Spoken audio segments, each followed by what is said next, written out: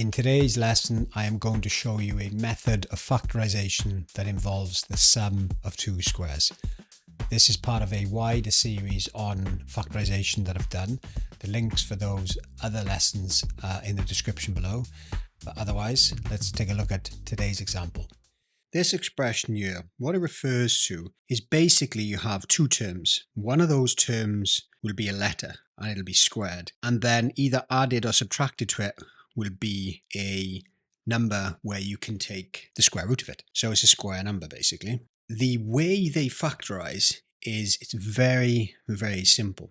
Is you simply factorize into double brackets and you take the square root of the letter and you take the square root of the number, and the result of that goes into the double brackets. So we have square root of w squared is going to be w, and then the square root of 36 is 6. So the way this goes into the bracket is, paying attention to this sign, is it just becomes, there's your two brackets, and you have w, and you have plus 6 in the first bracket and minus 6 in the second bracket. To check that this works, we expand the brackets back out. So w times w is w squared.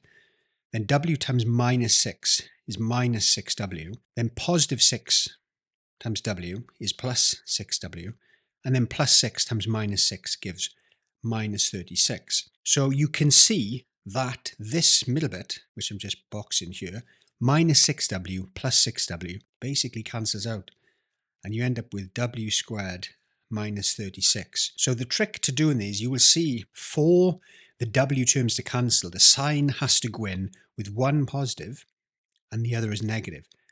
And that ensures then when you expand out, the sort of linear terms from the expansion cancel out, and that's it. What you could do now is try the remainder of the questions in this lesson and then check your answers using the answer scheme below.